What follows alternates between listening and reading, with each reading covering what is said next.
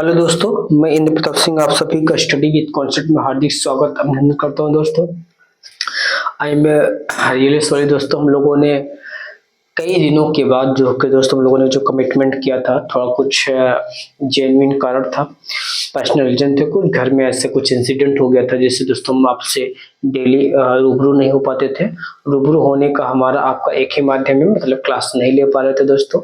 इसके लिए मैं आप तहे दिल से आपसे मतलब कि दिल से माफी मांगता हूँ दोस्तों।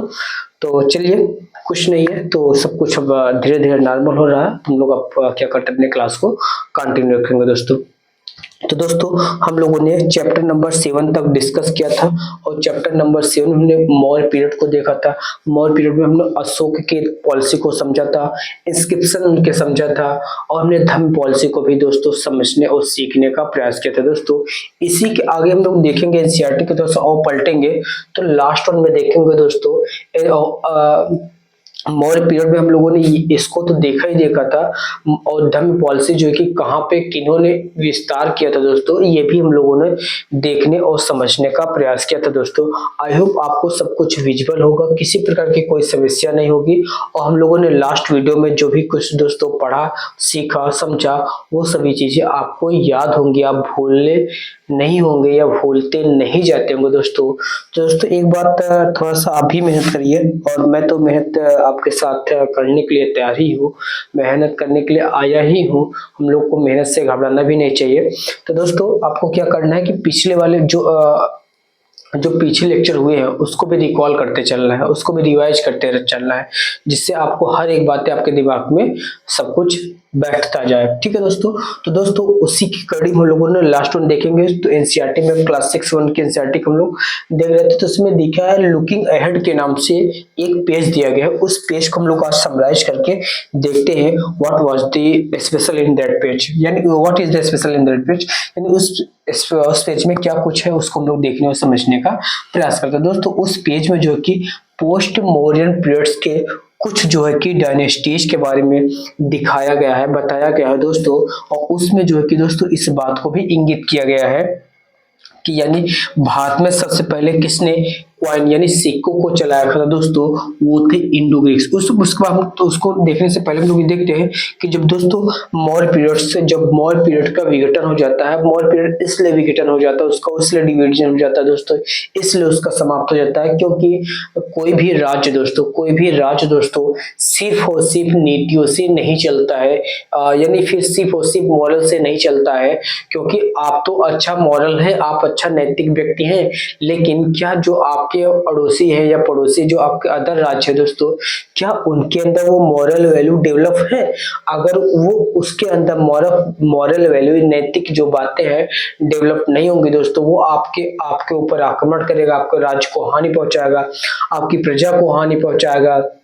तो दोस्तों इस प्रकार से जो धम्म पॉलिसी थी वो सहिष्णुता को ज्यादा सहिष्णु हो गया था, यानी ज्यादा ही कुछ लिबरल तो नहीं, सहिष्णु हो गया था। सहिष्णु का मतलब होता है कि ज्यादा ही सहनशीलता हो गया था। उसके अंदर कोई कुछ कह रहा है उसको सिर्फ और समझाया जा रहा है कि ये करो। सो दोस्तों सिर्फ और सिर्फ बातों से राज्य नहीं चलता दोस्तों, नीति है तो नीति को हर एक नीति को अलग तरीके से काउंटर किया जाता है।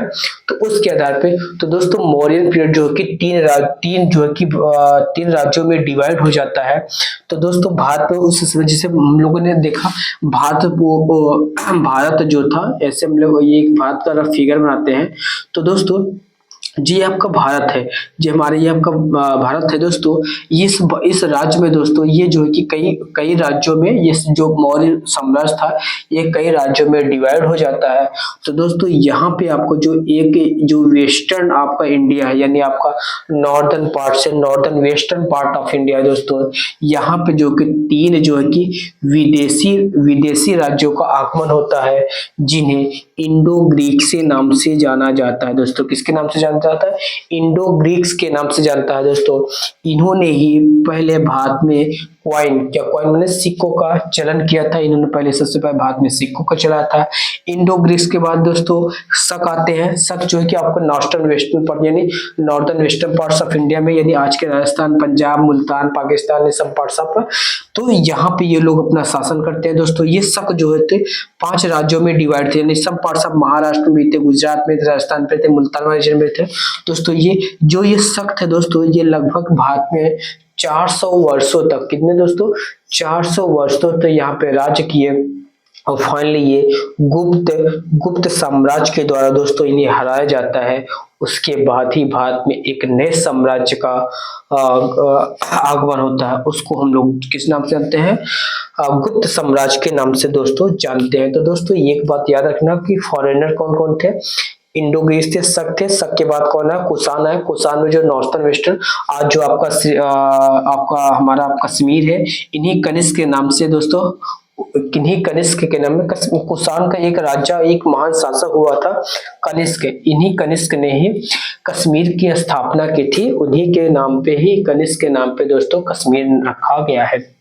तो दोस्तों अब हम लोग देखते हैं कि हम लोगों ने ये देखा था कि जो हमारा आपका मगध वाला रीजन था दोस्तों, यहाँ पे यानी जो main central part of India था, जहाँ से पूरे साम्राज्य को गवर्न किया जाता, तो वो भी दोस्तों कई राज्यों में, कई जो है कि डायनेस्टी में डिवाइड हो गया था। पहला जो डायनेस्टी था, अच्छा, वो शुंग डायनेस्टी था दोस्तों। इनका एक जो फाउंडर था पुष्यमित्र शुंग था, जिन्होंने भरी सभा में मौर्य साम्राज्य का जो लास्ट रूलर था उसकी गर्दन को, सर से धड़ को अलग कर देता है दोस्तों। इस प्रकार से मौर्य साम्राज्य का कोलैप्स होता है और शुंग डायनेस्टी की स्थापना होती है दोस्तों। आई होप ये बात समझ चुके हैं। अगर शुंग डायनेस्टी के बाद आता है कण्व डायनेस्टी, आता है कण्व डायनेस्टी, और कण्व के बाद दोस्तों आपका सातवाहन आता है। सातवाहन जो कि ये साउथ इंडिया में लगभग 400, यानी ये लगभग साउथ इंडिया, सेंट्रल इंडिया में दोस्तों लगभग 400-300 वर्षों तक ये इनका शासन काल चलता है। और सातवाहन को जब साउथ इंडिया में इनका विघटन होता है तो दोस्तों वाकाटक आ जाते हैं दोस्तों, यानी वाकाटक आ जाते हैं।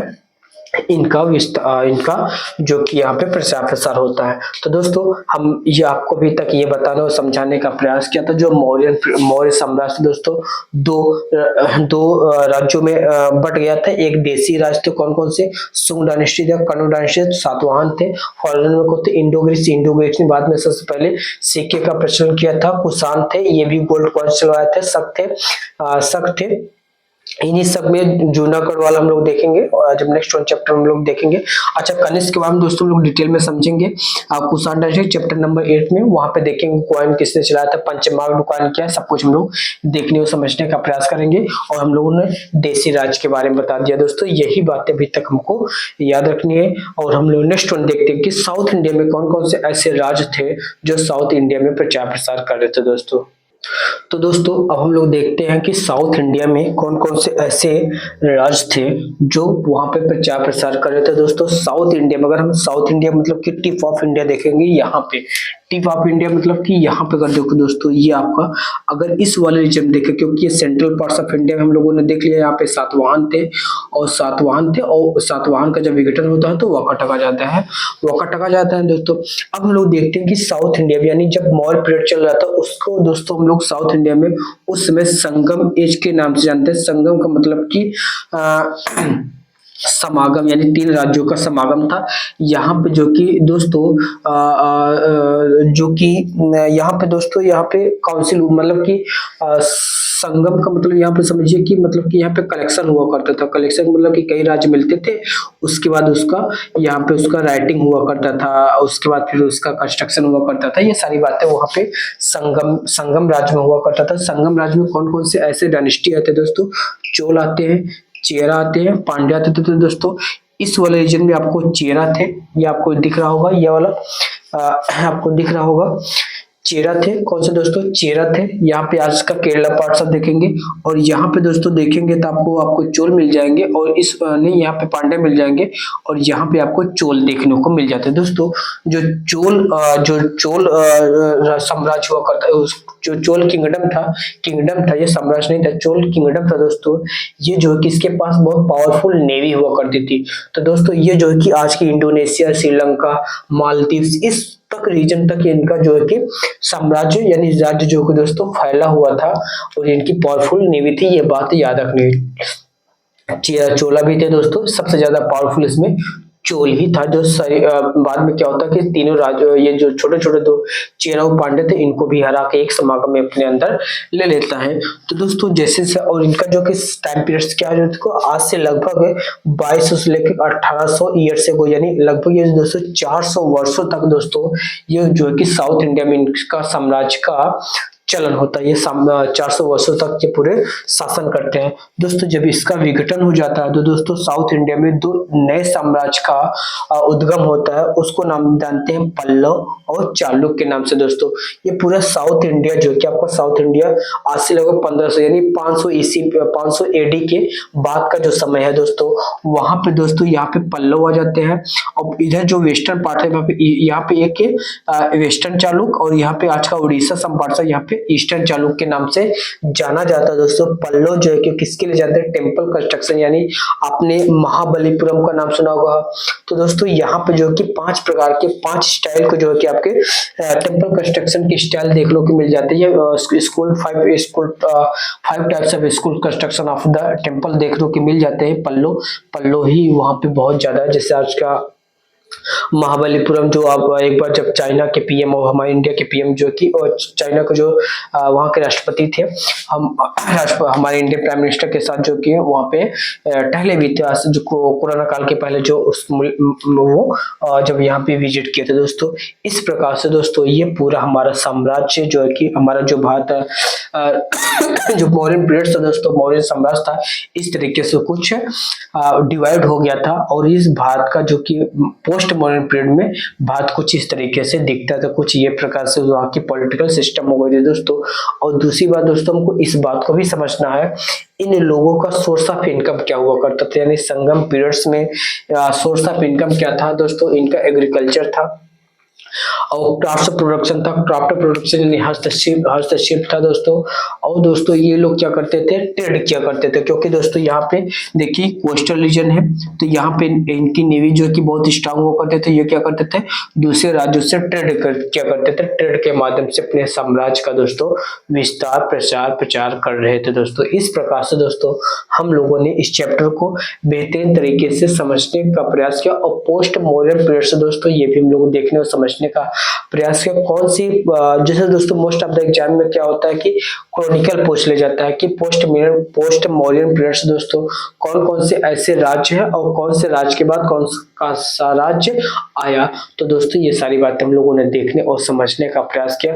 हमने ये भी आपको डिस्टिंग्विश मतलब कि समझाने और बताने का प्रयास किया कौन से देसी रास्ते, कौन सी विदेशी रास्ते, कौन यहाँ भारत में थे और मतलब कि भारत की जो उनके दरबारी तो वो अपना राज्य बना लिए, या फिर कौन मतलब कि भारत के विदेशी तो जो भारत पे आक्रमण किए और उसके कब्जा करके अपने शासन प्रशासन को वहां पे लागू किया। तो ये भी हम लोगों ने देखने और समझने का प्रयास किया दोस्तों।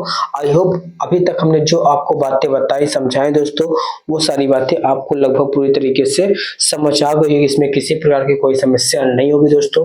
अगर आपको दोस्तों वीडियो अच्छी लगती है तो अपने दोस्तों में ज्यादा से ज्यादा शेयर करें। अभी तक हमारे चैनल को जिन्होंने सब्सक्राइब नहीं किया दोस्तों, आपसे हम्बल रिक्वेस्ट है थोड़ा सा चैनल को हमारे थोड़ा सा नहीं पूरे तहे दिल से हमारे चैनल को सब्सक्राइब करें, अपने दोस्तों में ज़्यादा से ज़्यादा शेयर करें, जिससे हमारा और आपका ये परिवार थोड़ा सा और बड़ा हो सके, ग्रो कर सके, हम लोग ज़्यादा रीच दूसरों तक पहुंच सके, एक अच्छी क्वालिटी एजुकेशन दूसरों तक पहुंचा सके दोस्तों। इन्हीं सब शब्दों के साथ दोस्तों आज की वीडियो को हम लोग यहीं तक रखते हैं और मिलते हैं नेक्स्ट वीडियो में। और चैप्टर नंबर 8 को बहुत ही डिटेल में बहुत ही शानदार तरीके से हम लोग देखने और समझने का प्रयास करेंगे दोस्तों।